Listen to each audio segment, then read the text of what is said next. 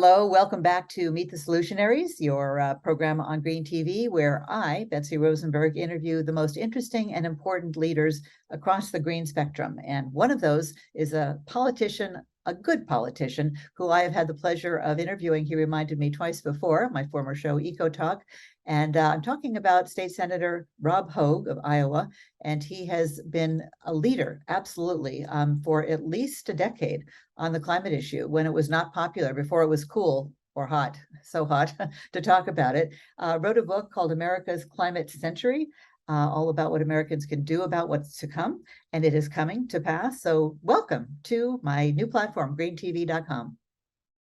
Betsy, it's great to be with you, and climate issue is more urgent now than it's ever been before, and I'm delighted to have this opportunity to speak with you. And the opportunity comes because this is the decade anniversary, if you will, of Superstorm Sandy. Forgot that it wasn't technically a hurricane because it was certainly a horricane, but somehow, just disaster ensued and many people lost their lives. 44 deaths, I think, is what I just saw, and $60 billion in damages, which would be $81.9 million in today's economy. So devastating. But 10 years later, there are still many people, especially in places where they don't have all the resources, are still struggling. Some still don't have homes to go back to. And it's really a tale of two cities and two different income ranges, and been reading about that. And it's just one more example of those who contribute the least in terms of greenhouse gas emissions get hit first and worst. So welcome to talk about all that. And then we're going to end for sure with what our viewers can do to help stem the tide of extinction, humanity, if we really want to get honest. But we're gonna look back. So 10 years ago, I remember October 29th is my husband's birthday. We were out to dinner and I kept looking down at my phone because I was horrified. When Katrina hit, I was doing my program on Air America, and I said on the air, "So help me God, this is climate change arrived on our shores." And then they canceled my show the next day. But every hurricane that I call hurricane because it's weather on steroids, I've just said, this is it. This is it. I'm certainly not the only one to say that, to see that. But since then, my goodness, things have really ramped up, not in a good way. Yeah, it has really been bad since Hurricane Sandy.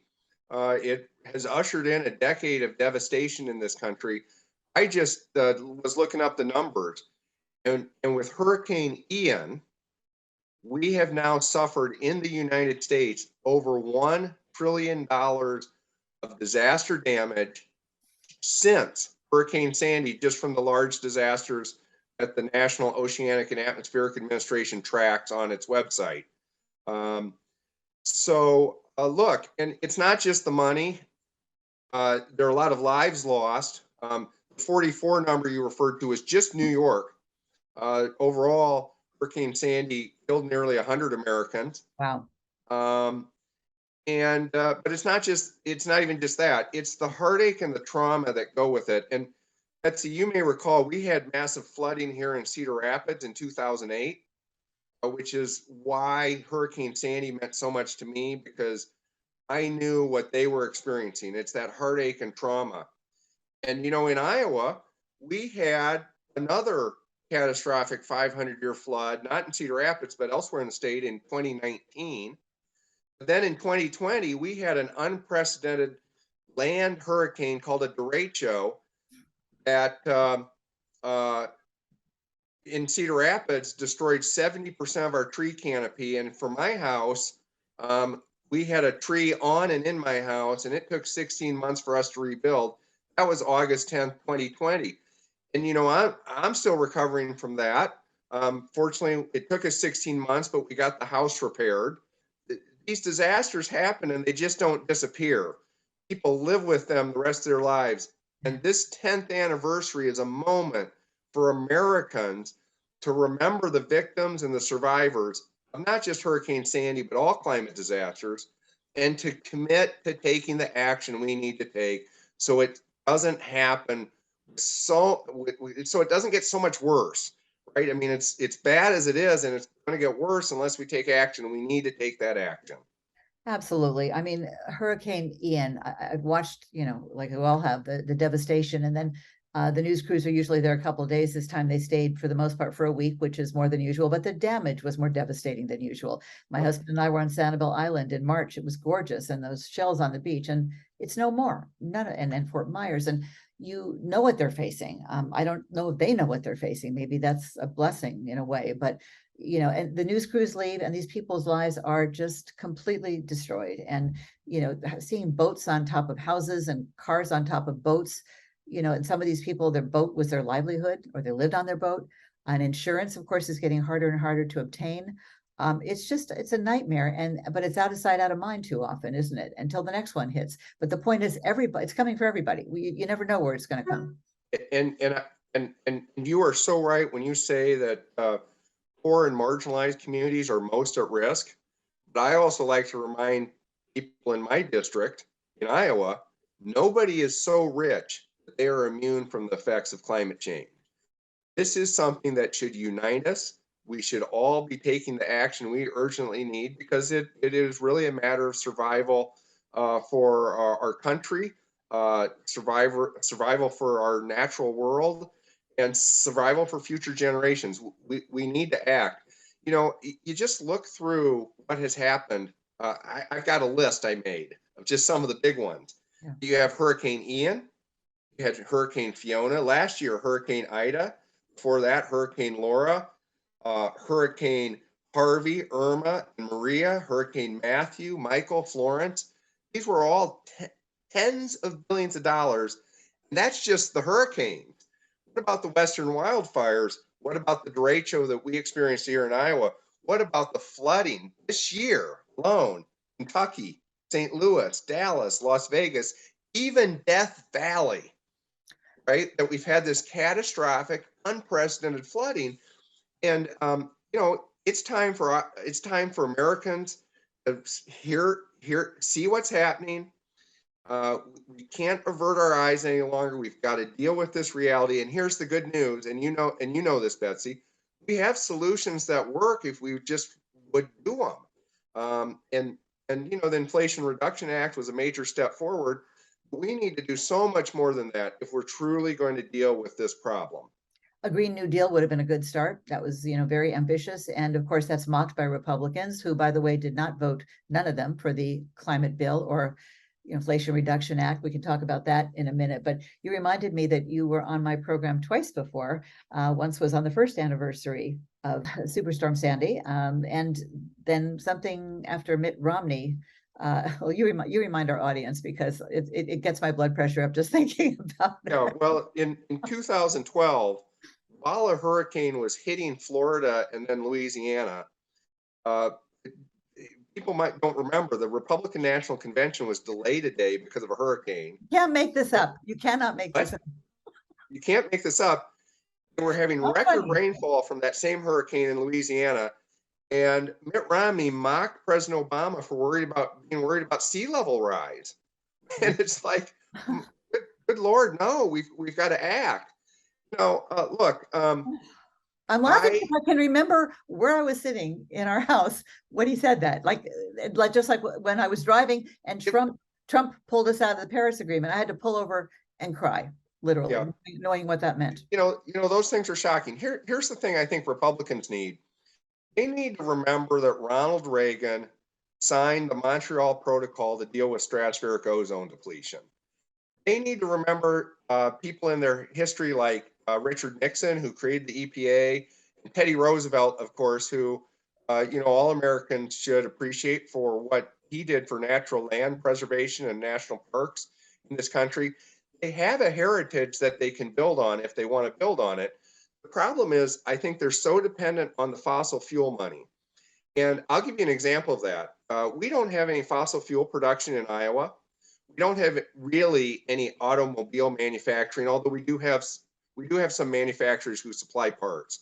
So I don't want to say it's none, but it's limited. We're not the home of the big automakers, and yet politicians like Chuck Grassley have voted against raising fuel economy standards every time there's been a vote on it, and he has done nothing to free us from our dependence on oil. And when you talk about inflation, what's driving that? Well, it's oil prices, and what Putin is doing in Ukraine. And so you not only have this environmental imperative to get away from fossil fuels, there's an economic imperative to get away from fossil fuels. And we can't get a Republican senator from Iowa, Chuck Grassley, to ever vote for those measures to improve fuel economy. So look, that's the key thing people need to do is get engaged as voters and vote for climate. And don't look for perfection. Be practical. Make the decision about which candidate is going to do more to advance climate action. So, in some places that may not be, you might not have Sheldon Whitehouse or Our hero. Brian Schatz or Tina Smith You got as them your all. U.S. And senator. you. But Yeah. if you have somebody who will at least advance the issue rather than being resistant, that's something that can really help our country embrace this issue. Some people wonder why I'm, mentioning what Republicans are doing or not doing. And I say, because they're just not at the table at all. And they haven't been, and that's unacceptable. And I would like to point to some that are, we've got a couple of good ones, Liz Cheney, Adam Kissinger, not necessarily on climate, but it's appalling. And what among the hypocrisies is they always say, well, we can't afford to deal with climate change if they even acknowledge it's a problem. It's going to cost jobs. It's going to cost too much. And you just gave a number of what, and those of us who, follow this knew this was coming. It's not going to get better. So we need to obviously elect leaders who get it. I think there should be, a rule that you can't run for any office at any level, local, regional, state, or national, until you take a science quiz, and say, I believe in science, that's so silly. It's so basic, but it's so needed apparently. Betsy, just to give you a scale of magnitude on that $1 trillion of damage that we've suffered as a country since Hurricane Sandy from disasters, the NOAA tracks that decade by decade. And in the 1980s, that number was 66 billion. Adjusted for inflation, it would be about 200 billion today. So we've had a 5-fold increase in disaster damage just since the 1980s. And the scientists tell us that this problem gets worse, gets significantly worse until we take more significant action. And this is not even the new normal, because this is the normal now. It's only going to get worse, especially if we don't act. And every ton of, CO2 matters, right? And so when people say, well, and don't you love how we kind of went as a culture from what problem to, oh yeah, we're screwed. Like people look at me like I'm naive to think that we could actually save ourselves. It's like, wait, did I miss the memo that we're giving up on our children and grandchildren and everybody else to come? Right. I'll tell you what, a child who's born today is going to be graduating from high school in 2040. Think about that lifetime. They'll be 58 in the year 2080. I think about that because my daughter's getting married and hopes to have children. Congratulations. Thank you. That's not that far in the future. So we all have people that we care about. My kids range in age from 22 to 28. We all have people we care about who are going to be alive well into the future. And if we want to take care of them, we urgently need to cut our climate pollution by 50% or more by 2030.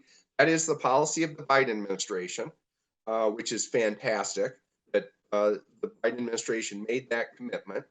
And we need to help do it. And it's not just on the politicians. It really needs to be a whole of society effort. I like to tell people, do things in your personal life to help reduce your carbon footprint, to help cut climate pollution, become more sustainable. And when you do it, tell an elected official or a candidate about it. Speak up with the public about it. This is something all of us need to do together. I'm somebody who believes in talking the talk and walking the walk. So, this year I mowed my yard. I didn't use a drop of gasoline to do that. I got an electric mower. I've got a big yard. By the way, I don't mow at all because we have room for native plants and species in our yard too. But, I was really proud this year. This is the first year I've been able to do it without using a drop of gasoline. And by the way, my electric mower, we have solar panels at our house. Now that doesn't work for everybody, but for people who are in a position who can do it, or if you can buy into community solar, do it. And we have these solutions that work. So let's be Americans and let's just solve the problem. That's what I don't understand, is why we can't unite around that idea. And certainly, you know, Republicans, they need to look at that history and embrace some of those accomplishments that their heroes like Ronald Reagan have had. How about just embrace their children and grandchildren, you know, if nothing else? Well, that helps too. By the way, there's a former Republican Congressman, Bob Inglis, Yes, he's been on my from show. South Carolina. Yes, You know, Bob? yes. Anyhow, I heard him speak once, and that was the reason why he started acting on climate change, was because one of his kids talked to him. Yep. So, you know, whatever it takes, we're in this together, and we need to act. Absolutely. And we're going into COP27 with a little more, or President Biden is a little more in his pocket, so to speak, and that's the Inflation Reduction Act, or climate bill, as we like to call it, we advocates. Do you think that will make a difference? Because there's already, you know, there's like expectations building, and then right before, there's a lot of reasons it seems to lower expectations. Coca-Cola's that's gotten a lot of okay, so I actually had a unique experience of attending virtually COP26 as a representative of the presiding bishop of the Episcopal Church. I'm a member of the Episcopal Church, and I was on the delegation. It was an eye-opening experience. It was great to hear the voices of the global South. And what I like to say is, look, there's no international agreement that's going to be perfect, right? We continue to need to make progress. Progress was made at COP26 in Glasgow. You know, it wasn't everything people wanted, but it was progress. I expect more progress to come out of Egypt. I actually just got off a call with the presiding bishop's delegation for COP27, where I told them, hey, look, you know, Egypt's really important in the history of Judeo-Christian people. So let's work for something really positive to come out of Egypt. I think positive things will continue to happen. I will tell you, it's far from guaranteed that we're going to solve this problem. And when I look at what Vladimir Putin is doing in Ukraine, it's horrific. Can you imagine the carbon pollution associated with that war? I do, and I shudder, and the loss of human life. And what's the point of, you know, winning a country that's shattered and destroyed? Not to mention everyone there is going to, anyway, I won't go down that. It is horrific. It's horrific, and so many other words that we would agree on, I'm sure. Just what we don't need right now. The common enemy of the world is the climate crisis, and why don't people realize that? And then to have, you know, our fate in the hands of a narcissistic megalomaniac, and apparently someone has no reverence for human life, is scary as heck, especially with nuclear, you know, weapons at his disposal, as if we don't have enough to worry about. And this is the thing that gets me. If we had everybody working in the same direction across the world, which we should, if people really got the urgency, it's still going to be a challenge, a big challenge, you know, transitioning from fossil fuels to renewables, like almost epic and maybe not even possible. But to have forces still fighting against it and disguised as something else, it's hard to sleep at night. It's a real challenge. And Betsy, you described it perfectly there when you said, even if we had everybody in the world united, it would be hard enough. Yeah. And the fact that we have people like Putin and you know, the climate change deniers in this country who are doing the bidding, they're misguided, short-sighted bidding for what they think is their personal interest, but it's not, because climate change is going to come back and bite every single person in the rear end. You cannot escape it. I've been bitten badly now in my life with the derecho, right, and the flood, and my district in the flood.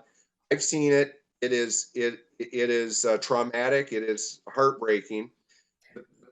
Poor people who lost their lives and lost so much in Hurricane Sandy and Superstorm Sandy. One anecdote I'll give you is I actually had a former constituent who was on my email list, who after the flooding in Cedar Rapids in 2008 had moved to New Jersey. And she writes me an email and says, Senator Hogg, I think I have a problem with natural disasters in my life. They're following me. She felt haunted by the fact that her life was devastated twice in 5 years. And my heart just goes out for all the people in Puerto Rico and Florida right now who are dealing Pakistan, with Pakistan. The flight in Cuba, Pakistan is Cuba. atrocious. It's, the list is so long, and Yes. yeah, I'm haunted by reading about so many devastating situations during Superstorm Sandy. I think the worst one, it's almost hard to talk about, was a mother who had a child or two babies in her arms, and she was banging on someone's door, and the man wouldn't let her in, and her children floated away down the river. I mean, how do you recover from that? You don't. And I'm wondering, in your area, did the derecho, how do you pronounce that? Great show. Derecho, did that change minds, do you think? Um, Not between enough? the floods that we've had and the derecho, I think there's a pretty broadly held consensus that this is something that is serious, that needs to be acted on, but it still hasn't moved up the priority list as far as it needs to. Right. Um, People experience things like that, and one of our congressional candidates, in response to a Democrat candidate, in response to the question about climate change at their last debate, was just like, well, after the flood of 2008, how can we not act on this, right? Yeah, and And Hurricane so, Harvey, people still are out of their homes, in Houston, how many years later? yeah, Remember but Harvey? there was a PBS special this week that highlighted that, Mhm, covering climate now, burning questions. mhm. And in that show, they followed a family that was displaced by Hurricane Harvey, and they were still living in a motel. Mm. These human consequences are heartbreaking. So uh, here's the thing that makes me hopeful, and I encourage audiences to to um, find something more you can do. Right? There's always something more you can do to cut climate pollution. If that's not necessarily your thing, or you feel like you've done what you can on that as an individual, because it's hard without systems to support you. There's a role for everybody on disaster relief.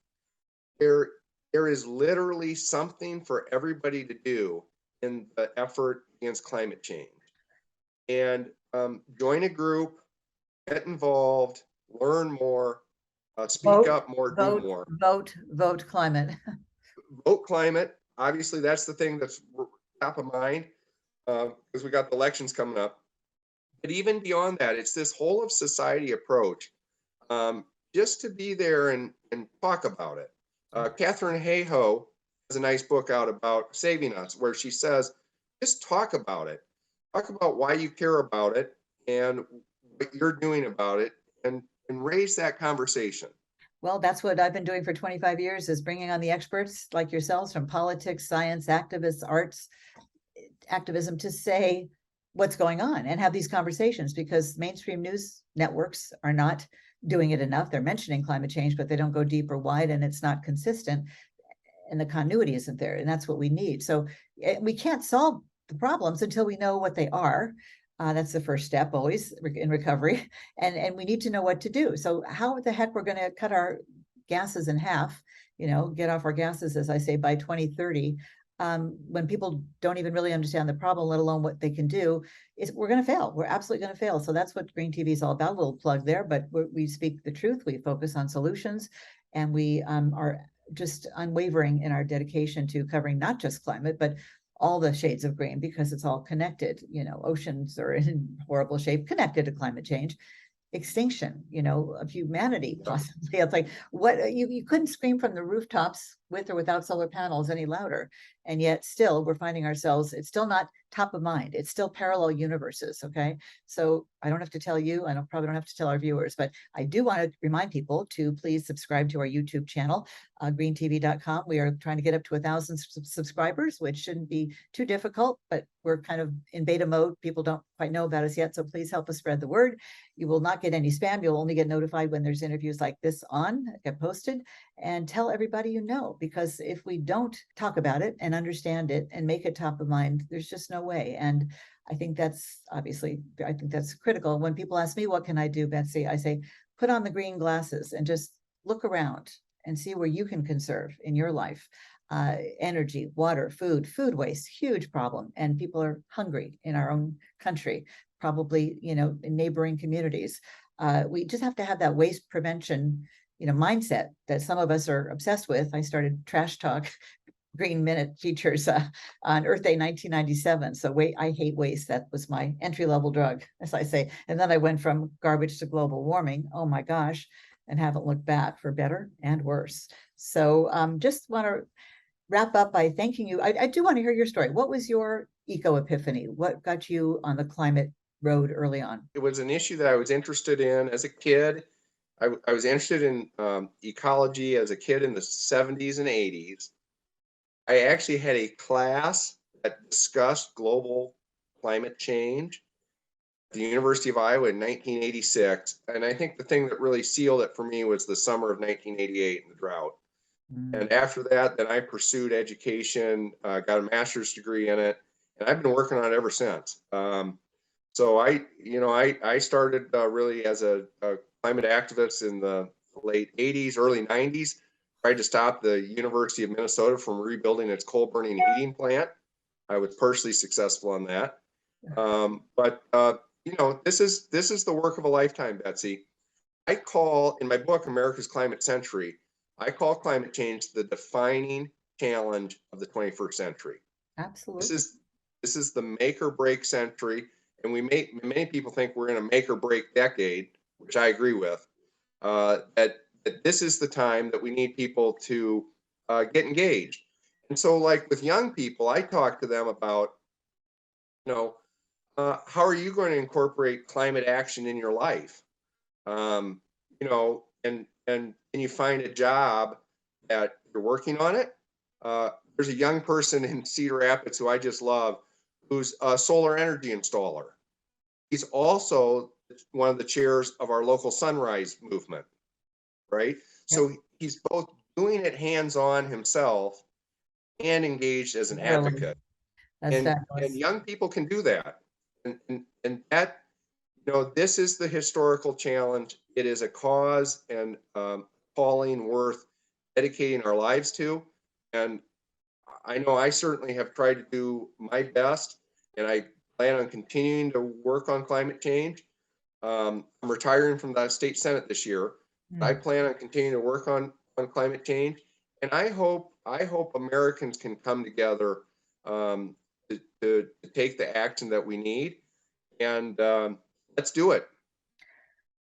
The alternative is unthinkable. Absolutely, let's do it. And I give young people hope, which they don't expect when they hear a woman is coming to talk to them about the climate crisis, kids in high school, college, and say, think about whatever you're interested in, putting a green twist on it, a twist of lime, if you will. And, whether it's journalism, law, medicine, nutrition, think about how you can incorporate the biggest challenge of our lifetime, and certainly theirs, into it. And it will, I say you'll have job security for life, because we ain't going to solve this in one generation.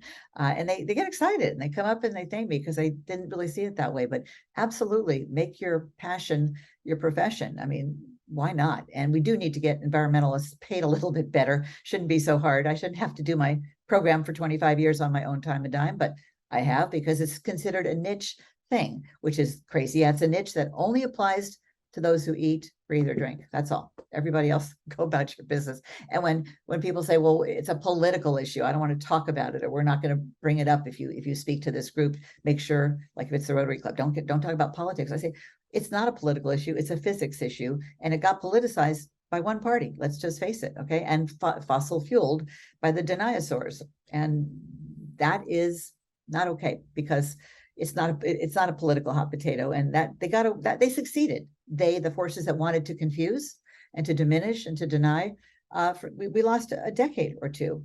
And for those of us who have been on it for a couple of decades, watching this happen, it's difficult. I mean, let me just close with this. This is maybe a personal question. How do you cope with the madness? Well, there are moments, of course, that are very discouraging. I think about the solutions that we have and how effective they are. At some point, it seems to me that it's pretty hard to resist clean energy sources that are cheaper and healthier for us. You'd think. And at some point, it's pretty hard to resist the notion that an ounce of prevention is worth a pound of cure when you're, for example, doing land use planning. Let's keep development out of the floodplain in Iowa, for example. So I see signs. I see signs that those solutions are winning out, and that makes me very hopeful. And I'm sticking to it. Sometimes your activism takes a little different forms. But I just feel good. I feel good. I know we have solutions that work. We are in a very difficult situation, but together we can do it. And the power of invitation. And what are you going to do when you leave politics? I hope you'll do something with climate change. We need you, and you're still so young. Well, retire. Thank you. I appreciate that. We will see what happens. I'll keep you informed. And I do think we can make some real. We've got a United States government right now that is committed to action. We could be doing more, but we all need to do more. So let's support that, and let's bring our country together and lead the world to the climate action we so urgently need. And globally, there's extraordinary things happening. Yeah. Some bad, like the Pakistan flooding that you mentioned. But there are solutions around the world that are working as well. People who are restoring mangroves and are developing more renewable energy in places that are energy poor. Some of these. I was reading a book about climate activists in Africa. They're just going full steam ahead into a solar power era, so that they have the energy that their people need, and they can do it with no carbon emissions, or virtually no carbon emissions. That's a very powerful story. It's very attractive. We have the ability to solve this problem and create a more prosperous and healthy future. The question is, do we have the will and the desire to do it as a society? And it's not just government officials that have to do it. It's all of us who have to want it. We have to vote that way. We also have to live that way. We can do it. Exactly. We got to live it, not lip it. And that goes for all of us. I'm not perfect. I'm not a vegan. I do fly. But I've also done my part, and we encourage everybody to and get out and vote with the climate and the planet in mind. It's our one and only home. They may be talking about Mars, all those billionaires, but it's hotter there than it is here, even with global warming. So thank you. I'm honored, Senator Hogg, that you've been on my program, different programs over the years, but this is the third time you reminded me. So I knew I wanted to get you on when I saw that you were talking about the 10-year anniversary. I think it's really important to remember, and this is happening today as we speak, and all the horror that unfolded with Superstorm Sandy. People in Florida and beyond, as we've talked about, are just beginning that long road, and it's just nightmares on top of nightmares on top of nightmares. And let's do everything we can to avoid the worst of it, and we don't have a lot of time. So thank you for making that point. Thank you, Betsy. Thank you for the show, and keep up the good work. You too. Okay, we'll have you on again. Maybe after you retire, we'll see what you're doing. Hopefully in the climate world. We need all the help we can get. Thanks again for your time. That does it for this edition of Meet the Solutionaries on Green TV. And we really appreciate you telling everybody again, only those who eat, breathe, or drink. Everyone else can go about their business, about our program, and please subscribe to our YouTube channel. We promise we're going to start live streaming, and we can expand our content and output exponentially. So please help us do that so we can help you.